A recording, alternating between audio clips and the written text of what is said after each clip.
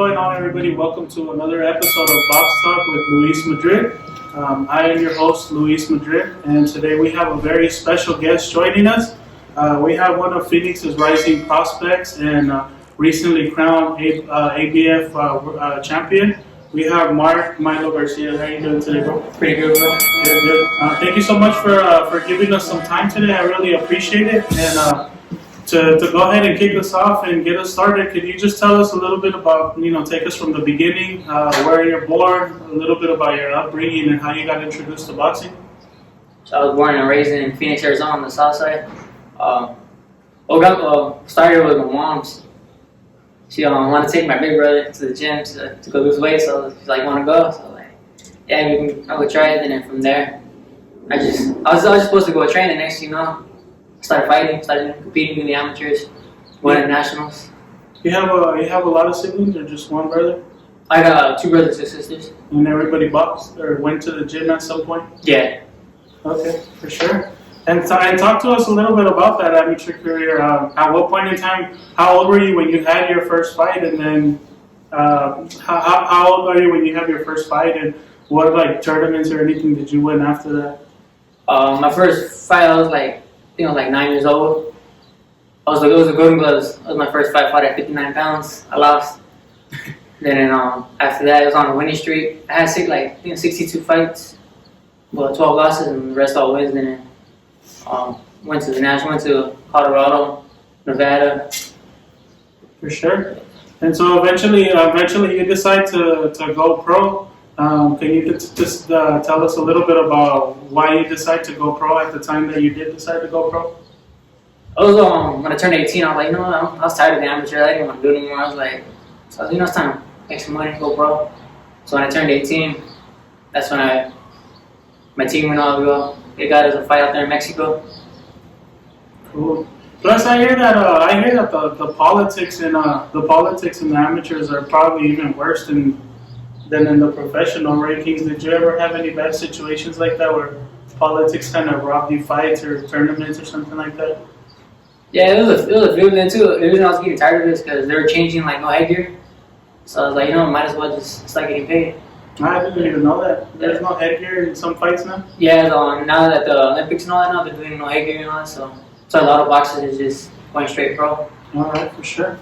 And so, what have you noticed that's different from the pro rankings and the amateurs? What kind of things have you noticed that are different? How have the pros treated you so far? I was way different, from the pros and the amateurs. Like the pros, you can just take your time, get that one punch, and the amateur, you just gotta throw and throw. Just get the point. Yeah. For sure. And so it sounds like I know you're still really young in your professional career, but I know you were recently able to get the title, the ABF title that you got recently. Can you tell us a little bit about what it felt like to get that first belt? And for the people that might have not seen the fight, can you tell us a little bit about how that fight kind of went down? That was a good feeling. I was just surprised. I got a belt on my waist now. But it only took 2 rounds because I think it was the body shots. I was just catching him, and he was feeling them. Body shots? Yeah, and then when that second round was over, he went in his corner, it was hurting. Then he didn't want to come up to the 3rd round, and that's when the referee just stopped it. For sure. And do you know what kind of doors or opportunities this title can present for you, for the future? There's already my coach, they're already getting calls to get some bigger fights. And there's some other fights they want us to go to Alabama and all that, to go do some more fights, bigger payday and all that. So do you have any idea how soon you might be back in the ring? Because when was that, November, October? End of October, yeah. Right now we're looking at the end of this month or beginning of next month probably. Get another fight. Cool, for sure. One other thing that I wanted to ask you about, I know you had a funny situation where I guess I guess one of your opponents had a twin or something like that, and they tried to swap them. Can you tell us a little bit about that? Yeah, it was a funny story. Well, the twins, they're 2 different. You could tell who's who. One's shorter, one's taller. One had long hair, the other had short hair. One was stockier. So what we did was on the day of the fight night, I was walking up there. I seen the other brother putting his wraps on him, but I didn't see him in the weigh-ins. So I'm like, what the hell? So as the fight started getting closer, he started getting ready, and I'm like, what about the dude I'm fighting? He's not getting ready. So my coach went over and talked to me. He's like, no, I didn't. That's not me. You're fighting him. So my coach pulled out the phone and showed him the picture. That's you right there. He's like, no, that's not me. And then so it was just a big commotion. So my manager went in, because he had a mask on in his hat. My manager went and snatched his mask off in his hat and said, that's you right there. He's like, no, that's not me. So the promoter came up here and he's like, all right, yeah, that's him, but I'm gonna find him for trying to trick you, this and that. So he had to get ready, and the other dude had to take his stuff off, and he got all mad. Why do you think they might have done that? Do you think it was just the size, or one was more talented than the other? Oh yeah, the other one that was getting ready, he fights at 125, and the other one fights at 114. So, and then we fought on the same card a few times, so I know who's who. As soon as you saw them, you were like, oh yeah, I could tell. Yeah, that's cool, man. That was a big one. It was a funny situation. For sure, sounds good. Now, well, what do you expect, or what can we expect for the rest of 2021, and just in your, what do you envision in your career in general when it's all said and done? What kind of things do you want to accomplish? I just want to be somebody in the boxing game. I want to be known. Multiple world titles, hopefully in the future. Hopefully, yeah. For sure. All right, man, sounds good. Well, we're going to go ahead and transition into the next segment a little bit. For the next segment, I just have some upcoming fights, and just let me know what you think of how the fights are going to go down, and break it down for us, okay? The first fight that I have for you is the upcoming fight. I think it's in 2 weeks. It's the WBC fight with Miguel Berchel and Oscar Valdez, 130, I believe. How do you see that fight going down? I'm gonna go Oscar Valdez. I just think he's more slick, I think he's just a better fighter in general. Do you think that, or is that like an Arizona bias because he has connections to Arizona? I didn't even know about that. I'm a fan of Oscar Valdez too. So yeah, he has connections from here. I think his childhood he would spend time between Nogales and Tucson. So yeah, he has an Arizona connection, but that's cool. So you think he wins by decision or by knockout? Nah, decision. Decision. All right. The next one that I have for you, well, I know you fight in 2 weight classes, but this is one of your weight classes, the Francisco Estrada, the Gallo Estrada, and a Chocolatito fight that's coming up soon. I'm gonna have to go Chocolatito now. Chocolatito? Yeah. By knockout? Yeah. I don't really know much about the other dude, that's why, so I'm like. Oh, okay. So I'll probably say decision. Alright, cool. And then the final one, Virgil Ortiz and Marius Hooker. So it looks like Virgil Ortiz is finally getting like a step-up fight, a former world champion. How do you see that one going down? Virgil Ortiz is a bad dude. I'm not doing him on that one. For sure. Sounds good, man. So the final, we're going to go ahead and transition into the final segment. The final segment that we got is just called 12 Rounds of Boxing, and basically all it is just some fun kind of rapid fire questions just to get to know you a little bit, and we'll go ahead and finish up with that, okay? All right. So the first question that I have for you is, what is the first thought that enters your head when you wake up in the morning? What am I going to eat? What are you going to eat? Yeah, hungry. What, is that regardless of if you're in camp or not? Yeah. Yeah. Question number 2 is, what movie or movies have made you cry before? Shit.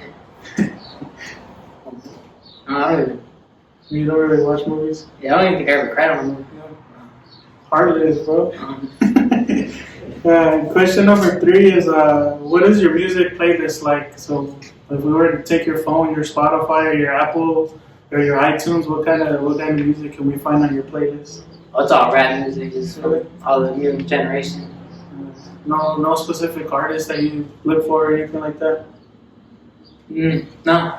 Or Spanish? You don't listen to corridos or reggaeton? I listen to Spanish music now, but I don't speak Spanish. Oh, okay. I didn't know that. That's great. All right, and then question number 4 is, what is your favorite sneaker of all time? I know you're real fat, flashy. You're a big sneakerhead. Yeah. I got a lot of Air Forces, so Air Forces. I rock Air Force. And that's one thing I noticed about you, man, is that you don't talk a lot, but you're like real flashy, even with your fight outfits. Oh yeah, feathers. Yeah, if I don't look good, I'm not gonna perform good. So yeah. I gotta look good. So you just let everything else do the talking, right? Yeah, for sure. Question number 5 is, if they made a movie about you, who would play you in the movie? Shit. I say Rico from Paid in Full. Okay. Question number 6 is what is your favorite thing to eat after weigh-ins? I gotta have meat. You eat like a burger or some Steak or something? Yeah, steak or something. Yeah, I gotta have meat. Sure. Question number 7 is when it comes to wings, do you prefer flats or drums? I don't eat wings. You don't? Nah, No. not a fan of wings. No. Question number 8 is what is your biggest pet peeve? If you have one. People that chew the Milo. Alright. Question number 9 is do you prefer working out in the morning or at night? At night. I'm a night person. So you'll be running at night? Yeah, I like dirty at night. I feel better at night. Sure. Question number 10 is do you follow any other sports closely? Like, are you like a big football fan or basketball or anything like that that you watch? Nah, honestly, if it's not boxing, I ain't gonna watch it. I don't watch basketball, football, or none of that. Nothing? Nah. Question number 11 is what is the favorite item? What is your favorite item that you have in your closet? If you could pick one. With my band. What was it? My band. You're good. Or the belt counts too. Oh yeah. This is in my living room, next to my trophies. Okay. And then the final question is, what's a boxing fight that you can watch over and over and not get tired of it? It would be the Eric Morales and what's the dude's name? Barrera? What's that dude's name? Like that in the car crash with the motorcycle? Is it Diego? Oh, Morales? Diego Morales, yeah. He fought him? I didn't even know. Yeah, didn't he? Eric Morales? Yeah. I'm not Eric No, what's his name? Other dude. Castillo. He was on commentating my fight. Yeah. Are you talking about the fight when he dropped him a whole bunch of times and then he got out crazy at the end? Yeah. Yeah, that's an awesome fight. fight. For sure. All right, man. Sounds good. Well, thank you so much for giving us some time today. Before we let you go, do you have any words that you want to give to any of your fans, supporters, or family? And do you have any social media that you want to give out? Yeah. So I would just shout out to all the people that are following me, believing in me. So you can follow me on Instagram at thatboymilo_.